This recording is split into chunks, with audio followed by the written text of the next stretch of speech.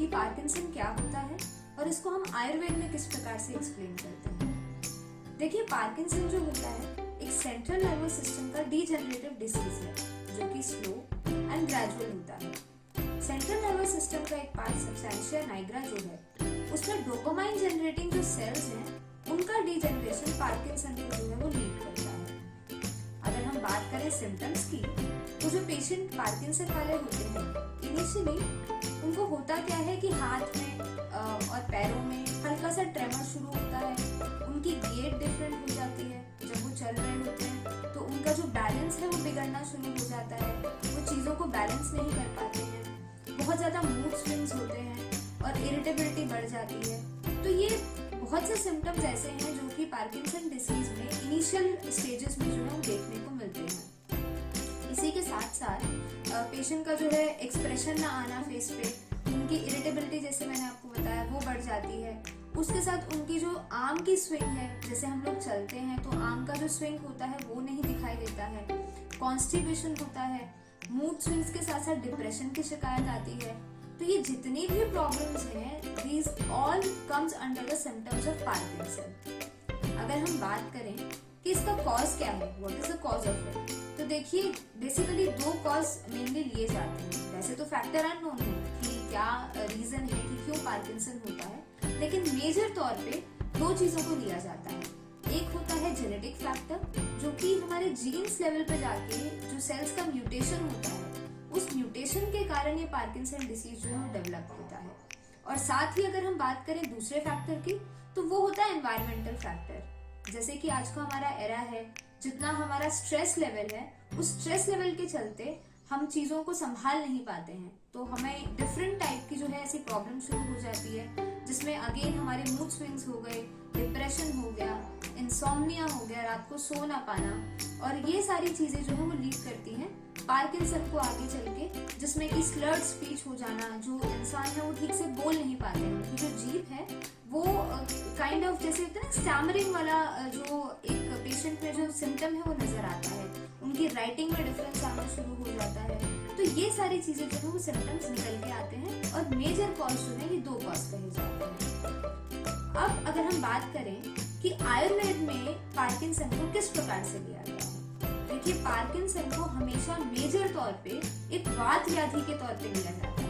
वात व्याधि का अर्थ है कि जब आपकी बॉडी में वात का एग्रेवेशन हो जाता है, वात दोष जब बढ़ जाता है, तो वो वात जाके आपके सेल्स के सेलुलर लेवल पे जाके रिसाइड करना शुरू कर देता है। और जब ये सेलुलर लेवल पे रिसाइड करता है तो आपको ये सारे सिम्टम्स शुरू होते हैं जो कि लीड करते हैं कंपवात को। कंपवात का अर्थ है कि जब आपके शरीर में कांपने वाली स्थिति शुरू हो जाए, जब आप हाथ ऐसे रखें लेकिन आपका हाथ ऐसे कांपे, तो ये सारी चीजें जो है वो कंपवात को लीड करती हैं। अब कंपवात की अगर हम चिकित्सा की बात करें आयुर्वेद में पंचकर्मा के थ्रू, हमेशा जब भी आयुर्वेद में हम ट्रीटमेंट की बात करते हैं तो वो दो प्रकार से होती है, एक होता है औषधि और एक होता है हमारा शोधन कर्म। तो औषधि जो है उसमें मेडिसिन तो एज इट इज पेशेंट्स की चलती है, लेकिन जब हम बात करते हैं MD care Nirogam private limited में डॉक्टर नवदीप शर्मा जी, जो कि वर्ल्ड रेनाउंड डॉक्टर हैं और ब्रिटिश पार्लियामेंट में आयुर्वेद को रिप्रेजेंट कर चुके हैं और बहुत ही रीडिंग चैनल्स में भी वो आते हैं। तो अगर हम बात करें यहाँ पे कि हम किस प्रकार से ट्रीट करते हैं आयुर्वेद के क्लासिकल माध्यम से, तो वो आती है हमारी औषधि चिकित्सा, साथ ही साथ हमारी शोधन चिकित्सा। अब औषधि में तो आपका एक कॉम्बिनेशन ऑफ ड्रग्स जाता है जो कि आपके डिसीज और सिम्टम्स के अनुसार आपकी औषधि दी जाती है। इसके अलावा जब शोधन की बात करते हैं तो शोधन में हमारा सबसे पहले एक बायो प्यूरिफिकेशन जिसे हम कहते हैं, बायो प्यूरिफिकेशन होता है सेल्स का, जो कि मल्टी डायमेंशनल रूप से हमारी सेल्स के ऊपर वर्क करके और इस वात को जो है वो कम करता है। तो उसके लिए सबसे पहला कर्म होता है स्नेहन कर्म। स्नेहन में होता है कि आपको प्रॉपरली मेडिकेटेड ऑयल से अभ्यंग किया जाता है,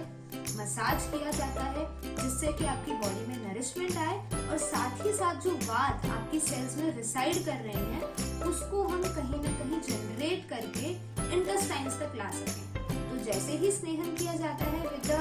द्रव्य जो कि आपके वात को अनुलोमन करता है, आपकी वात दोष को जो है वो कम करता है, तो वो स्नेहन करके अभ्यंग करके फुल बॉडी का हम इन चीजों बहुत हद तक जो है वो कम करने में जो है वो कारगर साबित होती हैं सारी थेरेपीज। सेकेंड हमारा आता है स्वेदन। स्वेदन का अर्थ है कि किस प्रकार से सुडेशन देके एक पेशेंट को स्टीम देके काढ़ों की किस प्रकार से जो हमने स्नेहन किया होता है, हमने जो ऑयल लगाए होते हैं मेडिकेटेड, उसको जो है हम दोषों को निकाल के स्वेदन करके सुडेशन करके हम उन सबको इंटेस्टाइन्स तक लेके आते हैं। इसके बाद हमारा थर्ड स्टेप होता है विरेचन, जिसमें हम परगेशन देते हैं पेशेंट को। ऐसी जड़ी बूटियां दी जाती हैं जिससे कि मोशंस इंड्यूस किए जाते हैं। तो मोशन इंड्यूस करने से क्या होता है कि पेशेंट की जितनी भी वात, सबसे पहले हमने सेल्स में से वो वात को लाया हमने पक्वाशय में, हमारे इंटेस्टाइन्स में, और उसके बाद विरेचन देके मोशंस लगवा के हमने जितने भी एग्रेवेटेड दोषास हैं, वो वात दोष है, उसका हम निर्हरण करते हैं। उसको हम सेल से, उसको हम इंटेस्टाइन से और आपकी बॉडी से निकालते हैं, ताकि एक stage of stability and nourishment हम दे सकें आपकी बॉडी को। एंड फोर्थ अगर हम बात करें तो इसके अलावा हम देते हैं बस्तीकरण, जिसे हम एनिमा कहते हैं। तो मेडिकेटेड ऑयल की, मेडिकेटेड काढ़ों की, ये सारी जो है वो बस्ती दी जाती है, एनिमा दिया जाता है, जो कि आपके स्नेहन, स्वेदन, विरेचन और उसके बाद बस्ती देके जो आपके दोष एग्रेवेट हो चुके हैं, आपका ये सारी चीजें करने के बाद उनका हम स्थापना कर सकें, उनको हम अपनी जगहों पे वापस वैसे ही उन दोषों को पहुंचा सकें एक नॉर्मैलिसी कंडीशन में, एक नॉर्मल कंडीशन में। इसके साथ साथ जो हमारे सिम्टम बेस्ड होते हैं, जैसे कि नींद ना आना, या ऐसा होता है कि इरिटेबिलिटी होती है, मूड स्विंग्स होते हैं, फ्रीजिंग पॉइंट्स होते हैं, जो कि पार्किंसन के बहुत मेजर सिम्टम्स कहे जाते हैं, याददाश्त कम होना या याद ना रहना चीजें, तो इन सब चीजों के लिए बहुत कारगर होता है shirodhara,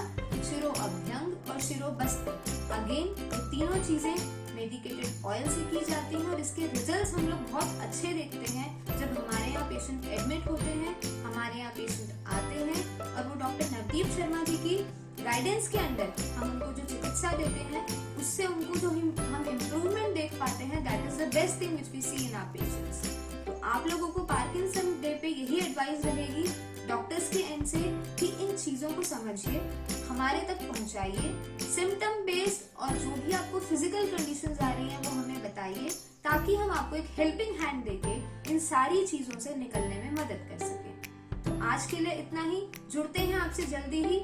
doctor Ankita signing off, take care, स्वस्थ रहिए, रिशपुष्ट रहिए, नमस्ते।